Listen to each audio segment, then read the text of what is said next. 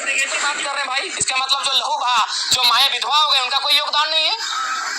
मैंने कब कहा वाजपेयी जी का योगदान नहीं है? अगर उस हिसाब से आप कहेंगे तो भारत बनाने में लॉर्ड माउंटबेटन का भी योगदान है, क्योंकि तो कहाँ ले रहे हैं सुविधा को? बताइए कौन सा सुविधा हम ले रहे हैं?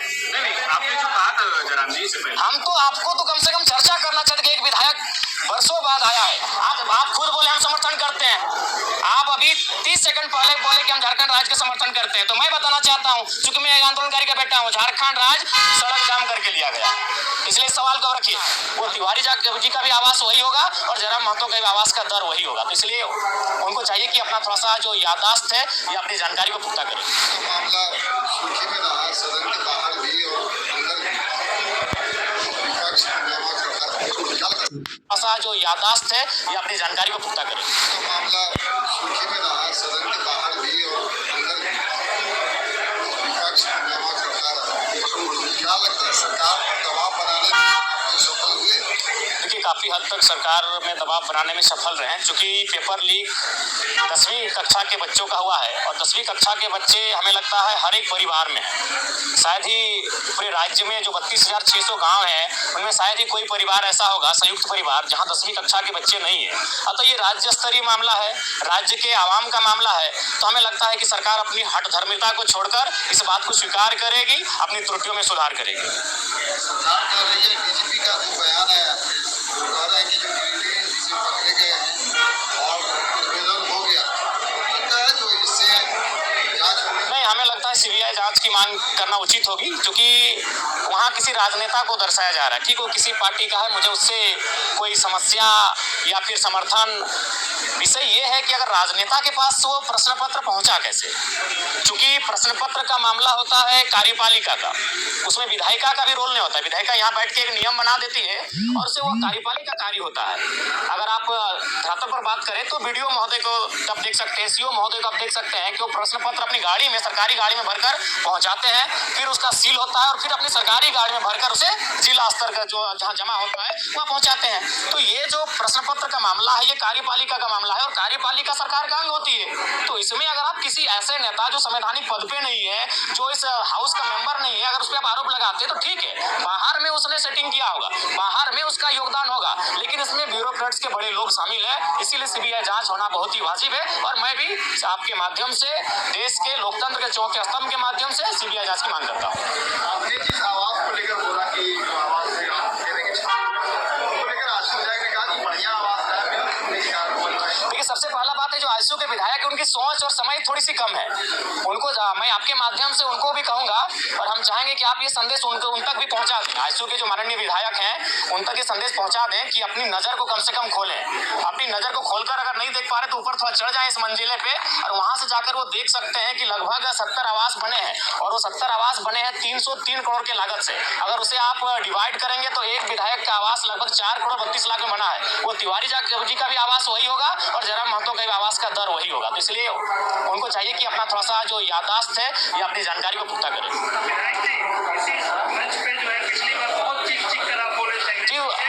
जयराम महतो जो बोलता वही करता है जी। आखिर जयराम महतो सरकारी सुख सुविधा जो बोले डीए नहीं लेंगे, आवास नहीं लेंगे, अब तो मानते वही कर रहे हैं। नहीं सिराज जी, आप अगर पूरी तरह से सुने होंगे तो वो यहाँ कहने से पहले उस विषय को मैंने सदन में कहा था और सदन में क्यों कहा था इस विषय को आपको जानना चाहिए। वीडियो को फिर से उठाइए। सदन में लगभग 3 सत्ता पक्ष के नेताओं ने मैया सम्मान योजना पर बहुत ज्यादा बहस किया था, महिमा मंडन किया था। तो मैंने ये तर्क दिया था कि आप 2500 रुपए पर महिमा मंडन कर रहे हैं और आप सैलरी 2 लाख का ले रहे हैं, आप टीएडीए लाख का ले रहे हैं, तो आप भी इनको में कटौती कीजिए, इन सुविधाओं का त्याग कीजिए। आज मैं फिर कह रहा हूँ कि जिस दिन ये विधेयक पारित होगा इस सदन में कि विधायक की सैलरी 2,13,000 ना होकर 60,000 होगी, एक चतुर्थ तृतीय वर्ग कर्मचारी के समान, पहला विधायक का हस्ताक्षर जयराम महतो का होगा। लेकिन आप सही बोले थे कि जयराम महतो जो बोलता सो करता। सवाल था कि क्या जयराम महतो सरकारी सुख सुविधा नहीं लेंगे या आवेश में ये चीजें बोल रहे हैं? नहीं, आज भाषा जो है आज मैं पुनः कहूंगा, आज पहला विधायक हम होंगे, क्योंकि आप उस पहला बात है कि रील्स का दुनिया है, आप उसे रील्स के तर्ज पे लेके जाते हैं। मैं आज पुनः कहूंगा, जिस दिन ये विधेयक पारित होगा, जिस दिन ये त्याग होगा, पहला विधायक हम होंगे। मेरा तर्क सुन लीजिए।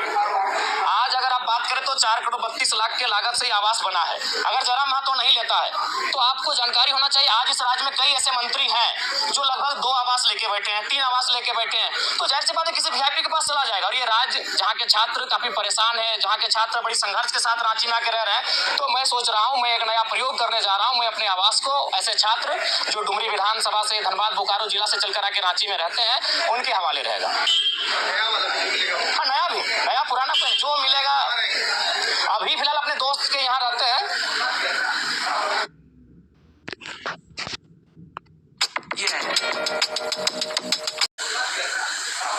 जयराम जी, और वैसे कौन से मुद्दे हैं जिनको लेकर बाद में आपका जो विधायक बनने की आपके बनने के बाद जो है बदल गई है? गाड़ी को लेकर भी सवाल, गाड़ी तो कई विधायक लिया है, लेकिन आपने ये कहा था कि हम विधायक बने दोस्त की गाड़ी से चलेंगे और उसमें लिखा रहेगा कि ये गाड़ी विधायक जी का दोस्त। जी, लेकिन मैंने पहले ही कहा है कि मैं अपने सिद्धांतों से, अगर आवाम को नुकसान ना हो, एक बहुत बड़ी आबादी को कोई नुकसान ना हो, तो मैं अपने सिद्धांतों के साथ रहूं। इससे भी मैं चप्पल पहन के नहीं आता हूं। मेरे इस वचन से मेरी आवाम को कोई नुकसान नहीं है, जयराम महतो को भी व्यक्तिगत नुकसान नहीं है, लेकिन मेरे गाड़ी वाले मसले से मेरी आवाम को भी नुकसान था। नुकसान कैसा था? मान के चलिए प्रत्येक दिन हम लोग 3000-4000 रुपए का पेट्रोल भरते हैं। अभी ड्राइवर हमारे पास आएगा, 2 ड्राइवर मैनेज होंगे, यानी 2 बेरोजगार युवा रोजगार से जुड़ेंगे, और वो तभी होगा जब वो गाड़ी का रजिस्ट्रेशन आपके नाम से होगा। अभी सपोज दैट अगर मेरे बाबा जनता दरबार अभी झारखंड में ओपन कोई लगाता है तो जयराम महतो लगाता है। आप प्रशंसा करें, हमारी बुराई करें, खिंचाई करें, अलग बात है, लेकिन जो चैलेंजिंग विषय है, मिट्टी में बैठ के कोई जनता, और उस समय बहुत सारी समस्या ऐसी आती है कि बाबू हमको 500 रुपए की मदद कर दीजिए, बाबू हमको हॉस्पिटल का मामला, हमको दवाई घट गया है, तो अपनी हैसियत के अनुसार हम उसे उनका मदद करने का प्रयास करते हैं। तो अगर मान के चलिए सरकार से हमें 3 से 5,000 रुपए का टी आएगा और उसे अगर हम अपने उपयोग में लाएंगे तो हम फिलहाल जो पैसा तेल में खर्च कर रहे हैं वो मेरे पास बचेगा, और जो लोग मेरे जनता दरबार में इन छोटी छोटी समस्याओं को लेकर आ रहे हैं उनका समाधान हो पाने में हम सक्षम हो पाएंगे। नहीं, वो फेक है, और हम चाहेंगे मीडिया बंद इस तरह का सवाल बिल्कुल, आप लोग भी एक बात थोड़ा जांचें। धोनी जी से हमारी कोई मुलाकात नहीं हुई है, लेकिन ऐसा नहीं कि मुलाकात नहीं करना चाहते, हम भी उनका बहुत बड़ा समर्थक है, और बिल्कुल उनके छक्कों के, उनकी कैप्टेंसी के, उनके हर एक कार्य की हम भी प्रशंसक हैं। अगर कभी मिलेंगे तो हम अपने पोस्ट पे खुद सार्वजनिक करेंगे कि आज हम धोनी से मिले। अच्छा, सीसीएल में क्वार्टर को लेकर जो है अपराध विभाग है, कई खबरें आई, आप रांची में हैं, हम लोग के सामने ये बता दीजिए कि सीसीएल में आपको जयराम महतो क्वार्टर चाहिए या नहीं चाहिए? जो अवैध रूप से क्वार्टर ले रहे हैं उनको खाली कराने के लिए? नहीं, वो एक बात, पहला बात है, अगर आप आंदोलन की बात करेंगे और संवैधानिक बात करेंगे तो फिर हमें लगता है बहुत सारी विवाद उत्पन्न हो जाएगा। अगर आप कहेंगे कि कुछ आंदोलन के तरीके ऐसे होते हैं जो लगता है कि लीक से हटकर है, अगर आप झारखंड अलग राज्य की लड़ाई को जानते हैं और यदि आपके परिवार के कोई सदस्य झारखंड आंदोलन की लड़ाई में भाग लिए हैं तो उस लड़ाई को भी आप कहीं ना कहीं ये मानेंगे कि सड़क जाम करना ये तो संवैधानिक नहीं था, लेकिन कभी कभी ऐसे क्रियाकलाप करने पड़ते हैं जिससे दिल्ली तक आवाज जाए। चूंकि झारखंड आंदोलन सड़क जाम करके किया गया है, झारखंड आंदोलन बहुत बृहद पैमाने पर, तो कहीं ना कहीं वो जो मेरा मास्टर स्ट्रोक था वो इसी ध्यान को आकर्षण करना था कि जो लोग 5500 क्वार्टर में कब्जे पर है कम से कम एक बार फिर से ये मामला राज्य में गरमाए। अगर इस हिसाब से देखा जाए तो अगर पुलिस को जगाना तो पहले चोरी करनी पड़ेगी, तब पुलिस जगेगा, भाई चोरी हुई तब जाएगा। ये चोरी का सवाल नहीं है, ये राज्य का विषय है, चोरी एक मामूली विषय है इस राज्य। तरीके से तो इसी मुद्दों को नहीं उठाया जा सकता। नहीं, कभी रास्तों को, झारखंड आंदोलन इसी रास्ते से बना है। आप झारखंड आंदोलन अलग राज्य का समर्थन करते हैं, हाँ या ना? तो झारखंड राज्य बना ही उसी रास्ते से, तोड़ फोड़ से, बंदी से, इसीलिए उस सवाल को विराम दीजिए, आगे बात कीजिए। देखिए, जब सीढ़ी, आप खुद बोले हम समर्थन करते हैं, आप अभी 30 सेकंड पहले बोले कि हम झारखंड राज्य का समर्थन करते हैं, तो मैं बताना चाहता हूं, क्योंकि मैं एक आंदोलनकारी का बेटा हूं, झारखंड राज्य सड़क जाम करके लिया गया, इसलिए सवाल को रखिए। अगला सवाल, देखिए, वाजपेयी जी अगर डायरेक्ट झारखंड राज्य दे देते, निसंदेह उनका योगदान है, कलम में उनका योगदान है, लेकिन क्रांति में झारखंडियों का योगदान है जिनका रक्त बहा है। आप विचित्र बात कर रहे हैं भाई, इसका मतलब जो लहू बहा, जो माए विधवा हो गए, उनका कोई योगदान नहीं है। मैंने कब कहा वाजपेयी जी का योगदान नहीं है? अगर उस हिसाब से आप कहेंगे तो भारत बनाने में लॉर्ड माउंटबेटन का भी योगदान है, क्योंकि वो जाते जाते कलम पंडित पावर क्या कहते हैं, कुर्मियों को लेकर के क्या विचार है? जी, कुर्मियों को लेकर मैं अपना स्टैंड पूर्व में भी क्लियर कर चुका हूं, आज भी क्लियर कर रहा हूं। मैं उनके शेड्यूल ट्राइब में जो मांग है उसका समर्थन करता हूं, लेकिन मैं एक तरीका चाहता हूं कि जो विवाद उत्पन्न हो रहा है वो विवाद ना उत्पन्न हो, क्योंकि भारत एक संवैधानिक देश है। भारत के संविधान आर्टिकल 48 के ए में वन्य जीवों की सुरक्षा की बात करता है, तो कुर्मी कौम इस राज्य की सबसे बड़ी एकल आबादी है, सबसे बड़ी एकल आबादी अगर इस राज्य की कोई है तो कुर्मी है। सबसे, अगर शहादत की एक लंबी लिस्ट निकाली जाएगी तो आधी शहादत आपको कुर्मी कौम से दिखेगा, चाहे निर्मल महतो रहे, शक्तिनाथ महतो रहे, सुनील महतो रहे, ऐसे किस्से खत्म नहीं होंगे। तो वो कौम जिसने इस राज्य को बनाने के लिए अपना लहू तक बहाया है, वो कौम जिसकी जमीनों पे टाटा है। अरे भाई आज आपके कोई ना कोई रिलेटिव टाटा में जॉब करते हैं तो जानिए वो जमीन कुर्मियों की है, चाहे टाटा घाटोर है, टाटा जमाटोर है या टाटा सिजवार है। आप नहीं करते, आपके मौसा करते हैं, मामा करते हैं, फूफा करते हैं, वो जॉब कुर्मियों की जमीन पर है। अगर आप टाटा में करते हैं, क्योंकि टाटा की 95% जमीनें जहां खनन कार्य होती है वो कुर्मियों की है, चाहे टाटा घाटो रामगढ़ रहे या टाटा जमाटोबा धनबाद रहे या टाटा सिजवा धनबाद रहे। तो इसलिए भैया उस कौम ने जमीनों को भी दिया है, जानों को भी दिया है, और आज अगर वो संरक्षण मांग रही है तो इसमें किसी को आपत्ति नहीं होनी चाहिए। हाँ, मैं रास्ता चाहता हूं कि जब राज्य सरकार अनुशंसा करे केंद्र को कुर्मियों को एसटी में शामिल करने का, और जब केंद्र से वो लिस्ट वापस आए तो राज्य एक काम करे, जो लोग पूर्व में शेड्यूल में है उनको वहां रहने दिया जाए, और इनके लिए एक नया column farming tribe, agriculture tribe, एक नया ट्राइब का कॉलम लेकर आए और इनको संरक्षण दिया जाए। ये लड़ाई आरक्षण की नहीं है, ये लड़ाई संरक्षण की है। इसी सरकार में मंत्री हैं चंद्रा लेकर, वो बोल रहे हैं कि आप लोग क्या आदिवासियों के हक में सनमारी करने के लिए जो है एसटी में शामिल होना है। नहीं, इसमें हक में उनको बोलिए इतिहास को पढ़े, अपने इतिहास को पुख्ता करे। 1931 जब अंग्रेजों का अंतिम जनगणना हमारे सामने प्रस्तुत हुआ था, उसमें 12 एक साइड घासी को हटाया गया और कुर्मी को, बाकी 11 लोग आज शेड्यूल ट्राइब में है, यानी 13 लोग 11 लोग आज शेड्यूल ट्राइब में है, यानी 13 लोगों के साथ कुर्मी शेड्यूल ट्राइब, उसमें शेड्यूल ट्राइब नहीं था, उसमें प्राइमेटिव ट्राइब नाम था, उस सूची में सम्मिलित है। बिल्कुल सरना कोड का हम बिल्कुल समर्थन करते हैं। एक आदिवासी कौम, चूंकि इस राज्य का निर्माण ही एक आदिवासी राज्य के रूप में हुआ है और आदिवासियों की भावना सरना धर्म कोड पे आधारित है, अतः उनका इस धर्म कोड की मांग को सरकार पुरजोर तरीके से लागू कराने के लिए पहल करे। धन्यवाद, जोहार, नमस्कार। केजरीवाल बता रहे हैं, अरे तो बहुत बड़ा बात है यार, केजरीवाल 10 साल सीएम रहे, तो केजरीवाल कोई कम? केजरीवाल का आप आलोचना कर सकते हैं, लेकिन उन्होंने जिस विजन को दिल्ली के माध्यम से देश को दर्शाया उसको आप नकार नहीं सकते। पिछली बार तो आप ही केजरीवाल की आलोचना नहीं, केजरीवाल की आलोचना की नहीं, केजरीवाल से तुलना जी नहीं, बिल्कुल हमारी तुलना कैसे हो सकती है? वो कहाँ सीएम रह चुके, हम विधायक हैं। नहीं, हम लोग अपना रोड मैप अलग बनाएंगे। जयराम जी इसलिए नहीं हो रही कि वो सीएम है, उनका इसलिए हो रही है कि आप जो सुविधा की बात कर रहे थे वो भी तो कहाँ ले रहे सुविधा को? बताइए कौन सा सुविधा हम ले रहे हैं? नहीं, आपने जो कहा था जयराम जी से पहले, हम तो आपको तो कम से कम चर्चा करना चाहिए कि एक विधायक वर्षों बाद आया है। आज अभी अंदर हम सुनिए आपको बता रहे हैं, जब हम अंदर जाते हैं ना, और जितने भी कर्मचारी है विधायक छोड़ के, उनको क्या फील होता है मालूम है? कि मेरे घर का बच्चा विधायक बन के आया है।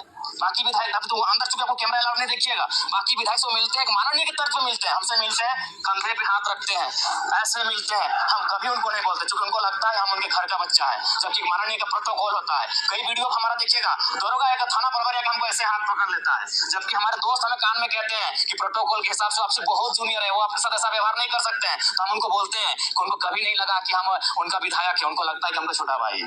आप अंदर जाइएगा, वो चलेगा। जो लोग गलत है उनको माफ नहीं किया जा सकता है। जो हमने सिराज जी पहले कहा है कि जो ईमानदार है उनको नमस्कार है, जो गलत है उनका तिरस्कार है। पैमाना आपका कार्य है, आपका कार्य है। जी सिराज जी, आप हमारे बहुत अच्छे मित्र हैं, भविष्य में रहेंगे कि नहीं रहेंगे वो अलग विषय है, लेकिन मित्र रहे हैं हमारे। अभी जो आपकी और हमारी एक बहस हुई थी, पूरी दुनिया ने देखा, पूरे भारत ने देखा, लेकिन आप स्वीकार कीजिए सिराज जी, आपने 23 वीडियो बनाया था, 23 का 23 हमारे नेगेटिव में बनाया था। क्यों भाई? एक नया लड़का जो विधायक नहीं बना है, क्या आप इस सवाल, ठीक है मीडिया है, लेकिन इतना तो किसी का नहीं, उन्होंने वीडियो बनाया था, सवाल नहीं पूछा था, हमसे नहीं पूछा था इन्होंने। नहीं सिराज जी, हमको बोलने दीजिए। सिराज जी, आपसे निवेदन है, माननीय से बड़े भाई सिराज जी, क्यों? वही तो सवाल है, क्यों आपने सीरियल नंबर बनाया? मैंने सीरियल बनाई, वो क्यों देखेंगे? कोई नहीं देखेगा। सिराज जी सुनिए, वो चुनाव का समय था, नहीं वो चुनाव का समय था। जयराम जी क्या नया सवाल, वो चुनाव का समय था, नहीं क्यों अपने नेगेटिव क्यों? हम विधायक हैं, हम चुनाव जीते हैं। सिराज जी, जिस समय आपने मेरा वीडियो सिराज जी, माननीय सिराज जी,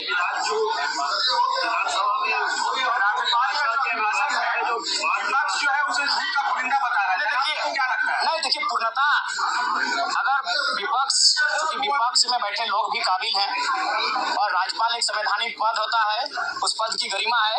उस अगर अभिभाषण को पढ़ते हैं तो कुछ विषय आपको लगेंगे हाँ ये ठीक ठाक है, लेकिन कुछ विषय ऐसा आपको लगेंगे कि ये धरातल पर है ही नहीं। तो कहीं ना कहीं कुछ त्रुटियां हैं उनमें, कुछ असत्यता है, इस बात को भी स्वीकार करना होगा।